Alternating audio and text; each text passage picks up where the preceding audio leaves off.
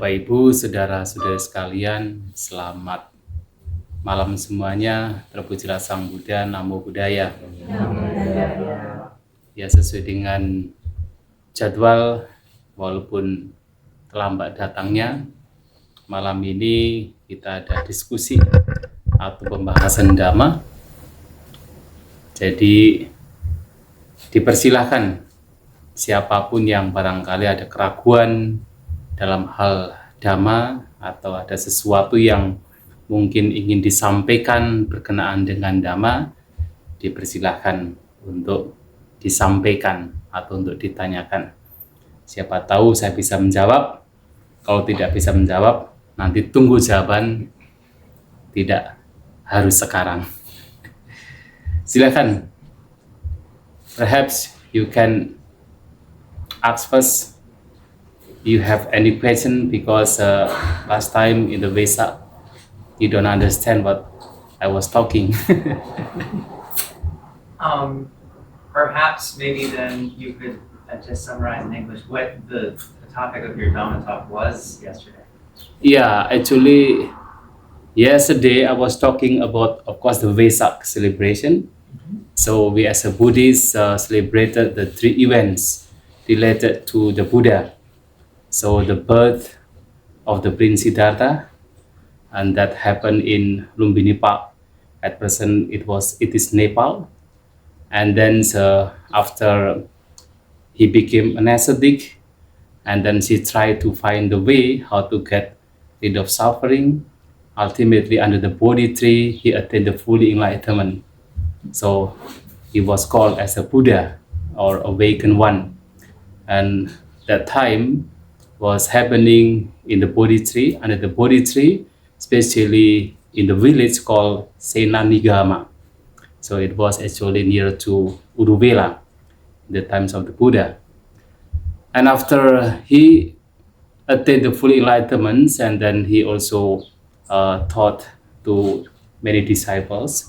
And when Buddhism, we believe that he also teaches his teaching not only just a human, but also to the deities. So after 80 years old, he passed away. So it was called as the great passing away of the Buddha. So it is called Parinibbana at the age of 80. And it happened also in India. At the time, it was known as Kusinara. If you perhaps one day went to go to India, so you will find at present it is called Kusinagar. Yeah, so the name is a very synonym. So these 3 events happens according to the story, according to especially the Buddhist scripture. All those happen in the month of Vesak. So it was in May at present, but in the times at that time it was in the month of Vesak. And not only just in the month of Vesak, but also these events happens in the times of the full moon day. And not only just in the full moon day, but in Buddhism, so the so-called night is divided into the three periods of time. So the first watch of the night, it is around the 6 p.m. to 10 p.m. And the second watch of the night, it is around the 10 p.m. until 2 a.m. in the morning.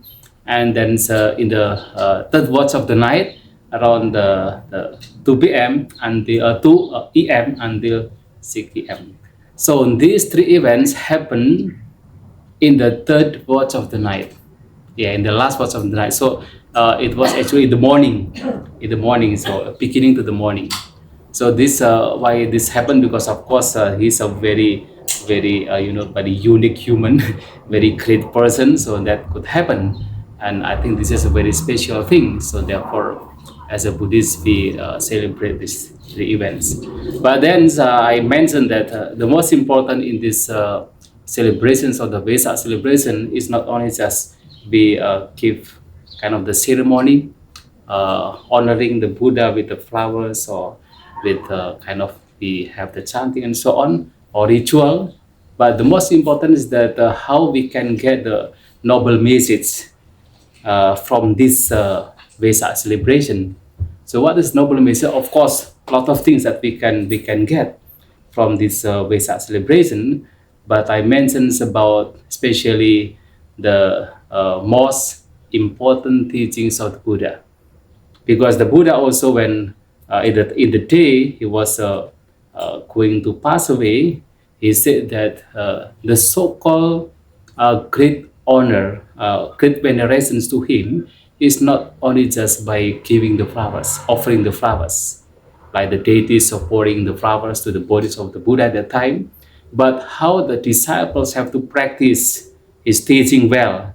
So practicing, following the teachings of the Buddha is the greatest honor for him, the greatest veneration for him. So this is the most important. So how we practice the teachings of the Buddha, especially that he taught the very important teachings of him. It is called the Four Noble Truths. So that's the Four Noble Truths about the suffering, the cause of suffering, the cessation of suffering, and the path leading to the cessation of suffering. So I mentioned about this Four Noble Truths, which is the most important that we have to, as a Buddhist, have to understand. And of course, one day we have to penetrate, because if only just understand without penetrating, it is just a mere understanding, a mere kind of intellectual, but not the real wisdom. Because the real wisdom, that we have to penetrate these Four Noble Truths. And why this is very important? Because as a Buddhist, we are practicing the teachings of the Buddha, has the aim, has the purpose. The purpose is how to get rid of the suffering, how to eradicate the samsaric life, the cycles of birth and death. That is our purpose. We are practicing the teachings of the Buddha, and the only way to eradicate or to get rid of this samsaric life, the cycles of birth and death, is only by penetrating the Four Noble Truths. So I mentioned about one statement of the Buddha there in actually many discourses, that he said like this: Catunang bikawi sachanang ananu Buddha apadivida digamadang ewamidang digamadang sangsaritang sandavicang maman cewa tuam kanca. So because of, monks, because of not understanding and not penetrating the Four Noble Truths, so you and I, for a very long time, had been wandering and going around in the cycles of birth and death. So that means that this statement of the Buddha indicates that in order to get rid of these cycles of birth and death as a suffering, is only by understanding, penetrating the Four Noble Truths. So that is the summary that I mentioned yesterday for the Vesak celebrations. You can understand? Mm-hmm. Okay, that's good. One day, I would like to continue to follow up your Dhamma talk about the Four Noble Truths. Yeah. Penetrating the Four Noble Truths. Yes. Earlier on, we mentioned that. How do we penetrating? I mean, we already know that life is dukkha, right? Yes. But we already know that this is dukkha. Is that can that be considered penetrating already? Actually, the so-called penetration is in the times of Magga and Pala. So you know that when we try to understand theoretically, that is just mere understanding. And now we have to understand what dukkha is. So we have to understand for example, dukkata. So the suffering, which is intrinsically suffering, like we get the pain, we get the old, we get the either times of death, or we separate from the ones whom we loved, and so on. This is a dukkata. And then we understand as well whatever things which is impermanent to be considered as dukkha, as suffering. That is, we just understanding that. So this is understanding this kind of suffering is only just theoretical understanding. And of course, we understand about the cause of suffering as the craving, as the attachment, as the defilements of mind to be the cause of suffering. So we understand, even it is by our own experience, we understand, but this is just mere, not surface. yeah, this is on surface, not the penetration. And we also understand about, oh, when this craving is being eradicated, and this is the cessation of suffering as a nibbana, and this is also just mere surface of understanding. And we also understand one by one the factors that lead to the cessation of suffering as the Noble Eightfold Path. And that is also just the surface, even though we already, starting to practice, but somehow it is at the surface of understanding. The so-called penetration is that in the times of Magga and Phala. So that Magga and Phala is in the time when the persons really eradicate, especially the bondage, the sangyojana, the defilements of mind. So when the person, for example, in the times of where these three bondages being eradicated, in the times of the Sotapanna, attainments of Sotapanna, and it is called as a Sotapattimagga. And in the time that the persons really understand that these three bondages are being eradicated, so already eradicated, and that is Sotapatipala. So there is a Magga and Phala. So this is actually the penetration. So as long as we understand, even though we are now starting to practice, we start to understand, oh, this is the suffering. We start to understand this is the cause of suffering, and we also start to practice in such a way to eliminate this craving. But as long as the bondages are not eradicated, this is just understanding, just anubuddha, but not padivida. So the padivida of penetration is in the times of Magga and Phala, in the times of bondages are eradicated. So this is the Magga, and then continue with Phala. So this is the different moments as a just mere understanding and as penetration. So, Yeah. having said that, would that penetration be achieved by meditation, by vipassana, or is it? Of course, that should be achieved by meditation. But we have to understand that the so-called meditation is not just when we are sitting, close our eyes. That is now it is considered to be meditation. Of course, that is a meditation. But the main points of meditation is that how we protect our mind in each and every moments.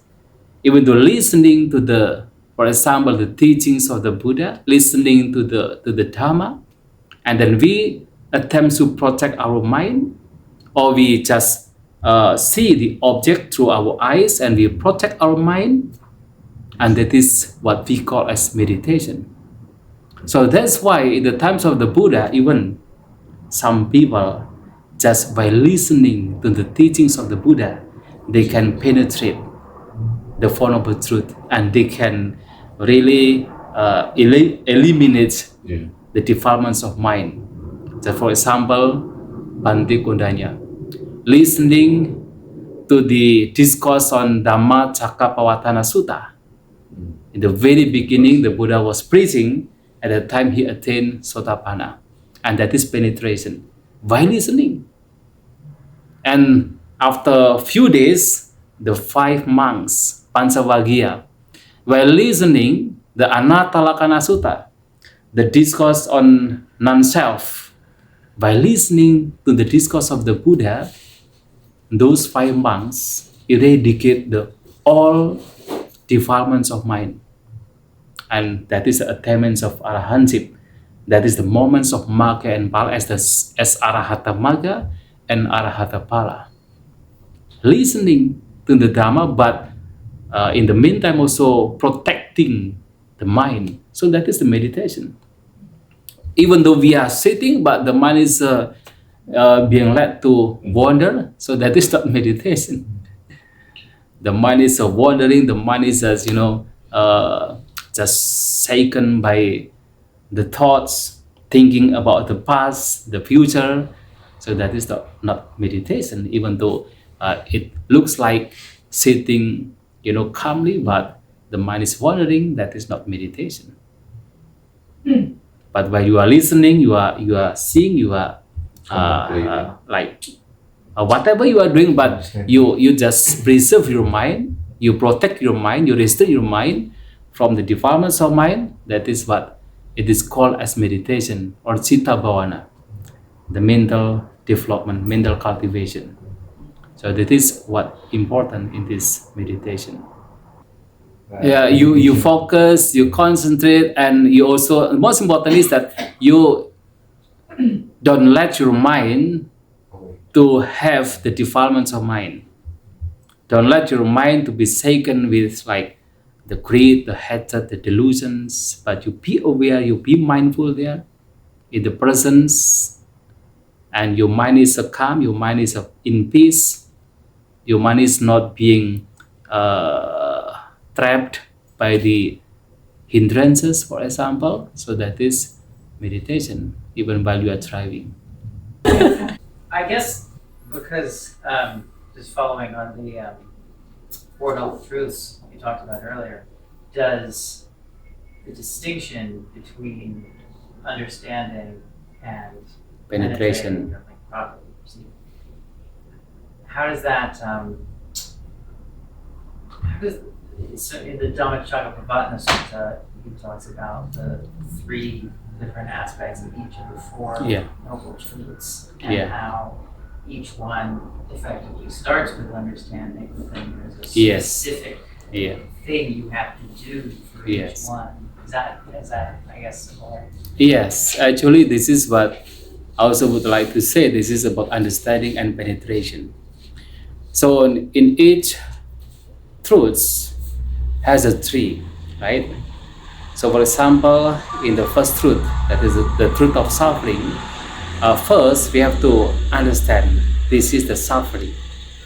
You have to understand this is the suffering.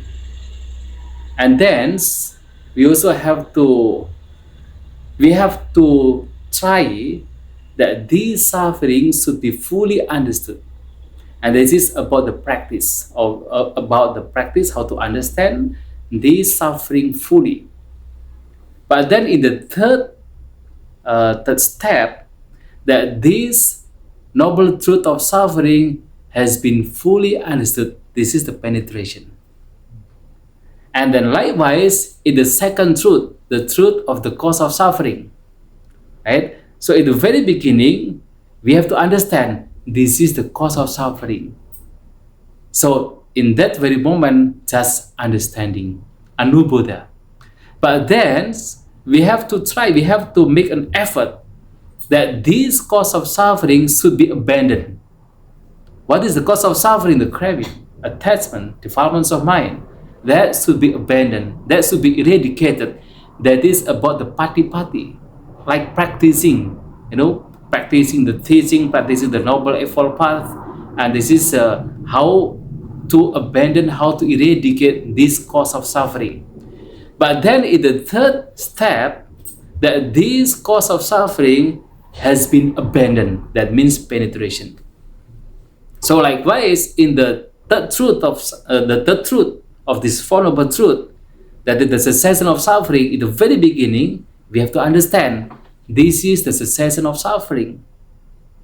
That means we have to understand that by eradicating the cause of suffering, that is the cessation of suffering. But then, such a person has to practice in such a way how to realize the cessation of suffering. And that is the practice, that is the pati. And in the third step, the cessation of suffering has been realized. So that is the penetration. So likewise, the fourth truth, that is the path leading to the cessation of suffering. The first we have to understand one by one. We have to understand, we have to remember, and this is what is the samadhi, the right view, we have to understand. And what is the samasankappa, the right thought, and so on, we have to understand. And this is a mere understanding, but this is very important. This is very important that we understand this, the Noble Eightfold Path. But this Noble Eightfold Path must be practiced, must be developed. And this is the second step, must be developed, and that is a Patipati. But then the third step, that is a very important, that this Noble Eightfold Path as the fourth noble truth has been developed, and that is the penetration. You can understand that? Yes. Okay. So it's not just merely contemplating it, but it also has to be going through Patipati. Yes, of course. We have to understand, and then we have to practice. Only by practicing, and then we penetrate. Yeah. So that's why there are three, Pariyati, Patipati, and Pativeda. So Pariyati is us understanding, and then we have to practice, and then we have to penetrate. So the third step of each noble truth is the penetration. So 3 times 4, 12. Right. Yeah.